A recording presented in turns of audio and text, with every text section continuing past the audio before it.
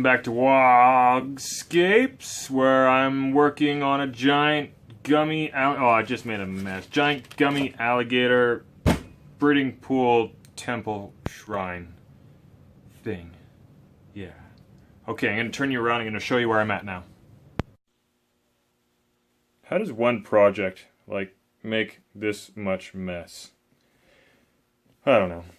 Anyways, alright, so I've already got a design figured out, and I built the base of the structure, as you can see here, with 1/4 inch MDF, and now I'm facing the edges with these blocks. Now I'm doing a pre-cut block technique, right? You cut up a whole bunch of these little foam blocks, and just glue them all along the edges there. Right, and there it is. Completed. There you have it. So this thing is ready to be primed. Hey, remember that time I told you that I was ready to paint? I lied. So the one last thing I did before painting was PVA glue water mixture, and just sprayed it all over and got it to run in between all these little cracks in here, just to make sure this is all set together a little more firm. And then I painted. So this is the base color that I've got going on here. Started with this dark brown, kind of like a dark chocolate brown color for most of the stone. This dark blue, and then green on the inside. Now what I'm trying to do with this base color is the stones are going to be kind of a sandstone kind of color. But again, I want that feeling that, get it out of the way, that I've got snow down here and it's getting colder as it's coming up, so I put the blue base down here. There's going to be some little bits of grass and snow built up over here, but you are going to see some of that blue base coming through, and it's just going to make it feel a little colder on the bottom, a little warmer as it comes up. Right? This guy here, he's going to live in that little box there, and the wire will come through a little hole right here. So that's going to live in there.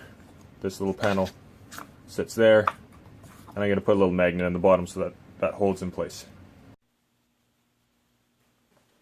So for doing your highlighting, you really do want to use a big brush, right? This is a 1.5 inch brush, and a bigger brush is going to hit your highlights much more naturally, right? You don't want to be going through and highlighting every little individual stone, and if you did that, you would be doing things like you'd be highlighting the ones that are in the corner like this, because you can. You're not really thinking about where the shadows are. This naturally misses all these little corners and naturally gives you that better lighting, right? All these little guys in the corners, these little recessed things, I won't be able to get into that with this. So yeah, big fat brush. Let's start over here. And this is going to be the middle tone, kind of a milk chocolate brown. Now, if I took this and just kind of got a little bit of the highlights like that, then when I go to take my lighter color and I go over top again,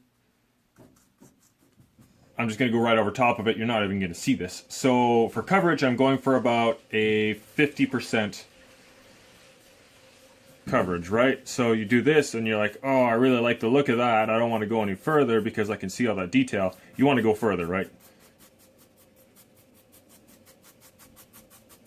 Even that's looking pretty good. I want to go further than that.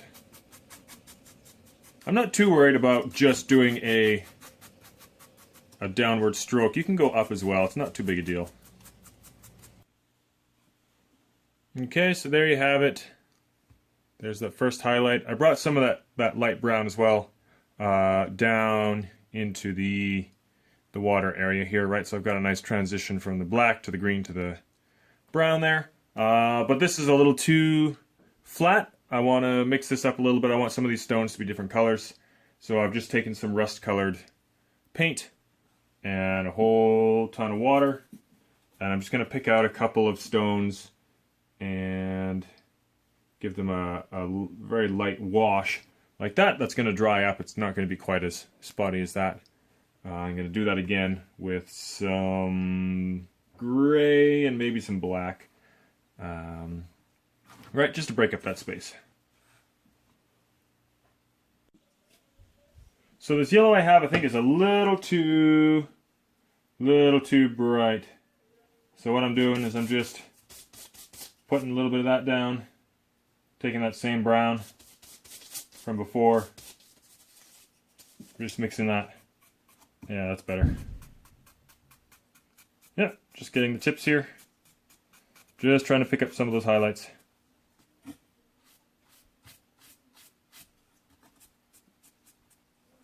Focusing on, edges too, so that, I don't want this to look comic booky, but same with your models. When you're painting Space Marines, you actually paint on like a line around the edge.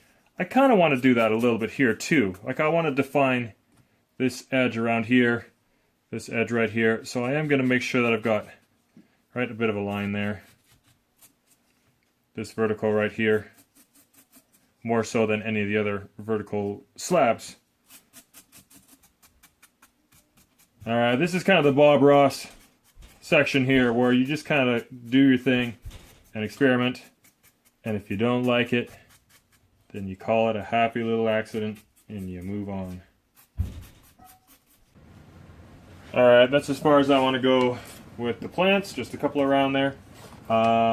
Next I've got this horrible violent green here, and I just want to get like some algae growing around in there, so just in a couple of these little recesses. Okay, and the last thing I'm going to do, the last thing I'm going to do tonight is glue wall, Elmer's glue wall. I'm just going to get some of this turf. Fine turf indeed, around the edge. This is boring. Turn the camera off. There, that's better. Just took a brush, pushed it around a little bit, and I'm gonna start with good old Italian mix. And I know you can't see, I just can't face the camera right now. Right, just like that. No, see, missed. Okay, enough of that. Sure. Gonna go with my garbage mix here. It's mostly coarse turf, dark green. I just get a couple of larger. No, don't dump it. Mossy bits. Growing around the bottom is Green Blend, Woodland Scenics, Green Blend, Fine Turf. Let's get you out of the way. You go in there. I don't know if I can do this facing the camera, man. It's gonna be terrible. Just tip that up. There we go.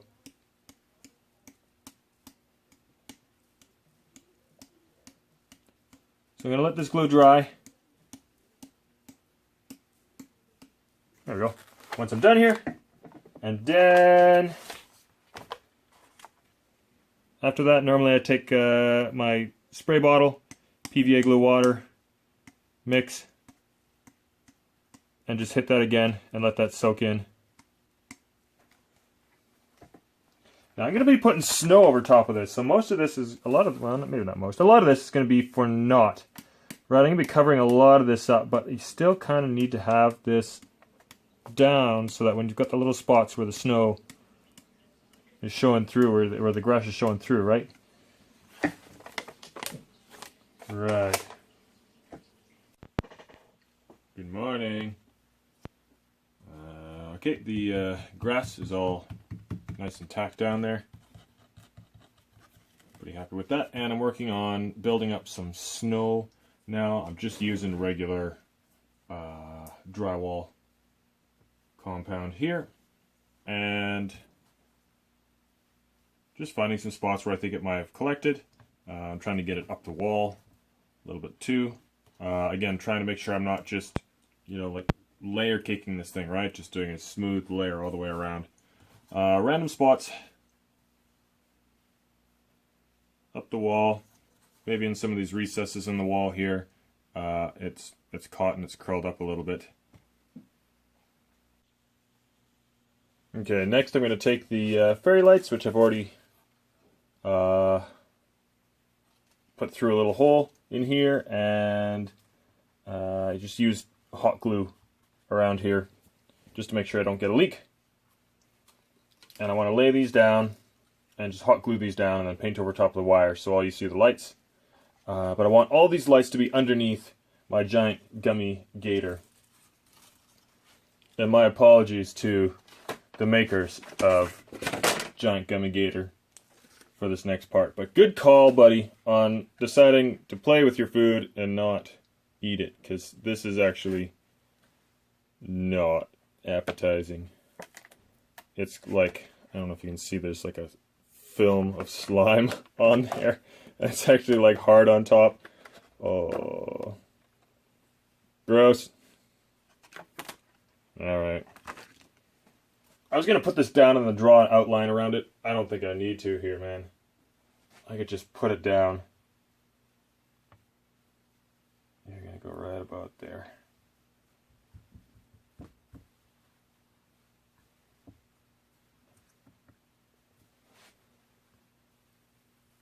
Yeah. Yep. And a perfect outline. Gross. Okay, so I've got the lights all in place. I stuck down my gummy gator here, and some freaking teenager in the neighborhood decided to smash in a bus shelter a while ago, and I decided to capitalize on that. This was about 2 years ago, and I ran up and I stole all the glass. Hee. So I've got like a bucket of this stuff, and I haven't decided what to do with it. It kind of looks neat. I'm going to use this in here. When you put resin in with this glass, the glass basically just disappears. So basically I'm just using it as filler, but also it might do some funky stuff with the light. It might look really neat. Here's the light on. Oh, it's so magical. Oh, wow. Right, so I've got a few layers of glass. I've got a first batch of resin that I'm going to pour in, and I'm going to put a little dab of green in there. See how that goes. Also, side note, something that I'm doing here. I've taken some of that green, and there's a bubble. Get the bubble. There we go. I poured a little bit of the resin into a cup, and I put 1 drop of green in there, and it's like black, right? And I'm afraid of over tinting this cup, and what I can do is, of course, now I can just take this and just add like a drop of this to the resin mix that in, see how it goes. So I'm still liking it, right? Add another little scoop. I can very slowly add like that. Just a way of diluting your pigment before adding it into your main mix. And I think that's about as green as I want to go. I don't want to overdo it here. So I'm slowly pouring it in, and I don't know if you can see it or not, but like that glass is just disappearing as I pour this stuff over. It's actually really neat. The gator itself is actually looks like it's disappearing as well, right? When this goes over top, the gator goes weird clear.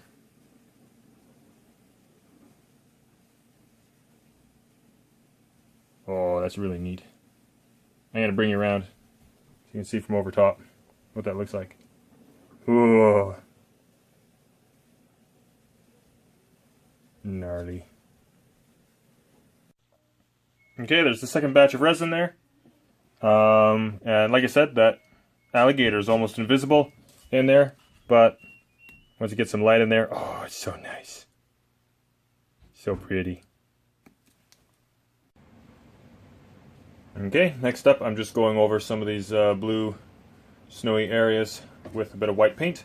This is a sample pot from the hardware store, and I just got it untinted, so it's actually quite it's a tiny bit translucent. So if you want to get pure white, you got to do a few layers of this, which I like for the snow because I put one layer on and you can still see through some of this blue, still shows through a little bit, and then if I want it pure white, I can go over top of that again. And I'm using, once again, a relatively large brush. This is a 1-inch cheapo brush.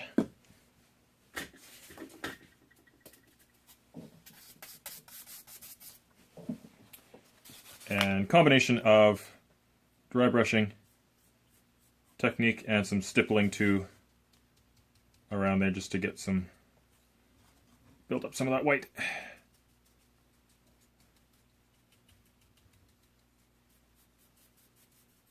And I'm not worried about just hitting the snowy areas too. I can get it on the bricks and the grass and elsewhere on here, right? And that still works. Kind of looks like frosting over there. That's it.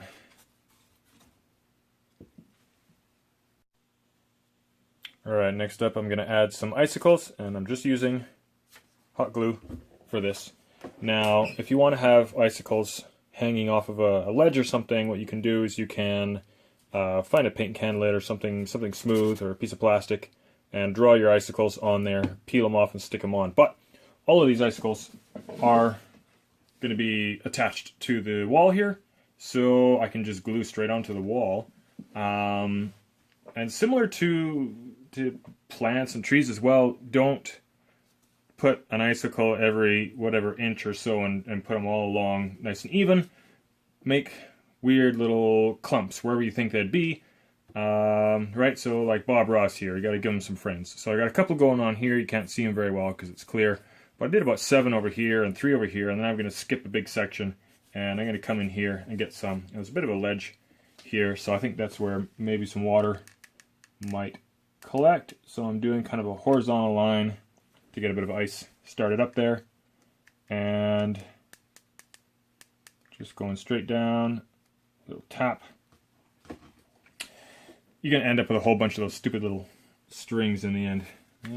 So let's give that guy a buddy. He's got a buddy right over here. There we go, good enough. Alright, I'm happy enough with the icicles that are on there. A couple of them I actually went over top again and did 2 or 3 layers. So I did one long icicle and then kind of a medium one and then a short one right over top, so that it's a little more blobby and it's a little thicker up at the top. And even while it's still hot before it cools off, you can kind of lick your finger and tap it and push it into place to make sure it's not, you know, curved banana shaped, right? And just to make sure you can see these things a little more better, just a bit of white paint. It doesn't stick very well, that's okay. And I just want to get some of the tops of these things where maybe either some snow is collected, or you just want to put a little bit of a frosting. Do it. There we go. And coming down the side a little bit.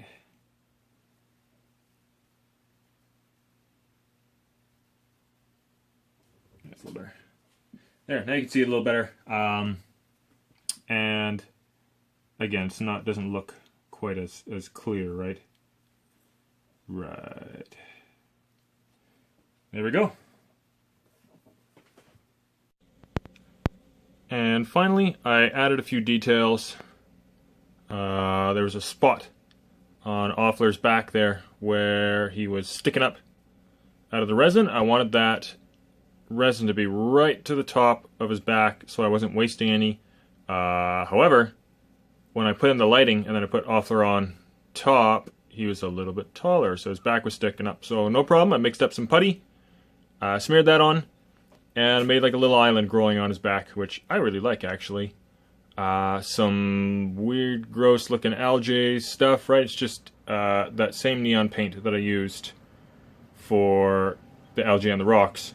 And a toothpick, and just dot dot dot dot dot dot dot, and try and do like little galaxy looking things, right? Little clusters. So there we are.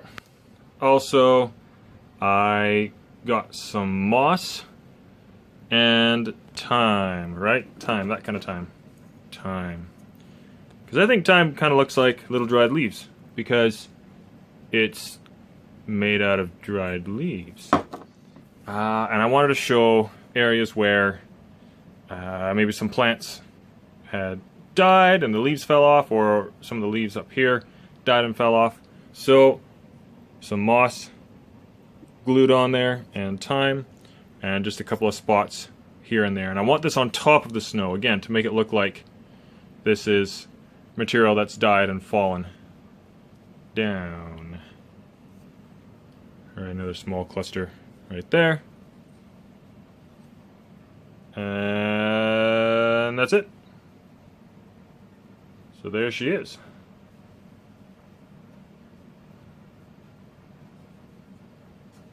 Right on. And let's go ahead, turn it on. There we go. Right on.